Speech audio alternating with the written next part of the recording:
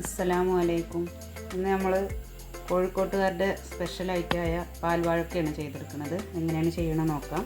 ഒരു കപ്പ് ചവ്വരി, നമ്മുടെ നാട്ടിൽ എന്താ പറയുകയെന്ന് അറിയില്ല, നമ്മൾ പായസത്തിലൊക്കെ ഉപയോഗിക്കുന്ന ചവ്വരി നമ്മൾ ഒരു 15 മിനിറ്റ് കുതിർത്തെടുത്തിട്ടുണ്ട്. കഴുകിയെടുത്തതാണ്. ഇതൊന്ന് ഒരു പാത്രത്തിലേക്ക് മാറ്റി കൊടുത്തിട്ട് വെള്ളം ഒഴിച്ച് വേവിച്ചെടുക്കാം. ഒരു കപ്പ് വെള്ളം ഒഴിച്ചിട്ടുണ്ട്. ഇതൊന്ന് വേവിച്ചെടുക്കാം. നമ്മൾ ചവ്വരി വെന്ത് വന്നിട്ടുണ്ട്. ഇതിൻ്റെ വെള്ള കളറൊക്കെ മാറിയിട്ട് ഒന്ന് ട്രാൻസ്പെറൻ്റ് ആയിട്ടുണ്ട്. നമുക്കിതിലേക്ക് ഒരു പഴം ചെറുതായി കട്ട് ചെയ്തിട്ടൊന്ന് ചേർത്ത് കൊടുക്കാം. നമ്മൾ പഴം ചേർത്ത് കൊടുക്കാം. ഒരു പഴത്തിൻ്റെ നടു പൊളിച്ചിട്ട് ചെറുതായി കട്ട് ചെയ്തെടുത്തതാണ്. ഇതൊന്ന് ഇതിൽ കിടന്നിട്ടൊന്ന് വേവട്ടെ. പഴത്തിൻ്റെ കളർ മാറിയിട്ട് നല്ലൊരു മഞ്ഞ കളറാവുന്നത് വരെ, വെന്തുടഞ്ഞു പോവരുത്, ഇതിൻ്റെ കളറൊന്ന് മാറുന്നത് വരെ നമുക്കിതൊന്ന് വേവിച്ചെടുക്കാം. നമ്മൾ പഴം വെന്ത് വന്നിട്ടുണ്ട്. കളറൊക്കെ മാറിയിട്ട് നല്ലൊരു യെല്ലോ കളറായിട്ടുണ്ട്. നമുക്കിതിലേക്ക് മധുരത്തിന് ആവശ്യമായ പഞ്ചസാര ചേർത്ത് കൊടുക്കാം. ഞാനൊരു 100 ഗ്രാം പഞ്ചസാര എടുത്തിട്ടുണ്ട്.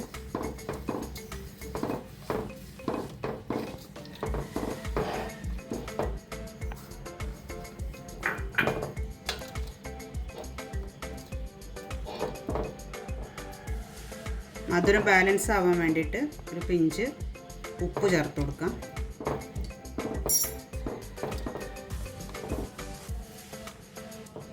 ഒരു ഏലക്കയുടെ കുരു ഒന്ന് ചതച്ചെടുത്തിട്ടുണ്ട്, ഇതും ചേർത്ത് കൊടുക്കാം.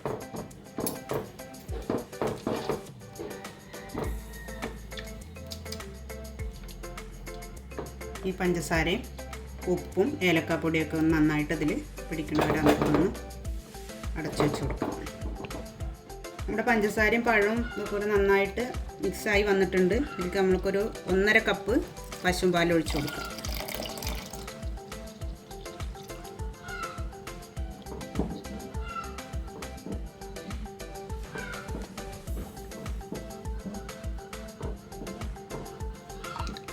ഇതൊന്ന് തിളച്ച് ഒന്ന് കുറുകി വന്നാൽ നമുക്ക് ഫ്ലെയിം ഓഫ് ചെയ്ത് കൊടുക്കാം. നമ്മൾ പാൽവാഴക്ക റെഡി ആയിട്ടുണ്ട്. കുറച്ച് ലൂസായിട്ടുള്ളൊരിതാണ്. ചൂടാറി കഴിഞ്ഞാൽ ഒന്നുകൂടി തിക്കായിട്ട് വരും. നമുക്കിത് സ്റ്റൗവിൽ നിന്ന് മാറ്റിയിട്ട് ഒന്ന് വറുത്തിടാം.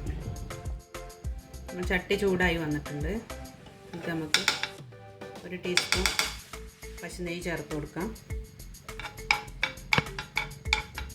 നെയ്യൊന്ന് ചൂടായി വന്നിട്ടുണ്ട്. അതിലേക്ക് നമുക്ക് കുറച്ച് അണ്ടിപ്പരിപ്പ് ഇട്ട് കൊടുക്കാം. നമ്മൾ അണ്ടിപ്പരിപ്പ് ഒന്ന് ചെറുതായിട്ട് ഗോൾഡൻ കളറായിട്ടുണ്ട്. നമുക്ക് ബാക്കി മുന്തിരി ചേർത്ത് കൊടുക്കാം.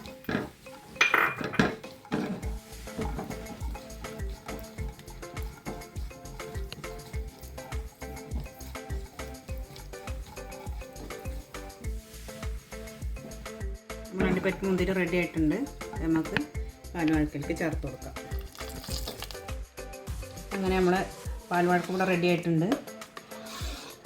ഒന്നും കൂടെ ചൂട് പോയതിന് ശേഷം നമുക്ക് ഒന്നുകൂടി തിക്കായിട്ട് വരും. അല്ലാതെ തിക്കായാൽ പിന്നെ ചൂട് പോയാൽ ഭയങ്കരമായിട്ട് കട്ടിയായി പോകും. അതുകൊണ്ടാണ് നമ്മൾ ഈ ഒരു പരുവത്തിൽ എടുത്തിട്ടുള്ളത്. നമുക്കിനി മറ്റൊരു പാത്രത്തിലേക്ക് മാറ്റാം. നമുക്കത് മറ്റൊരു പാത്രത്തിലേക്ക് മാറ്റാം.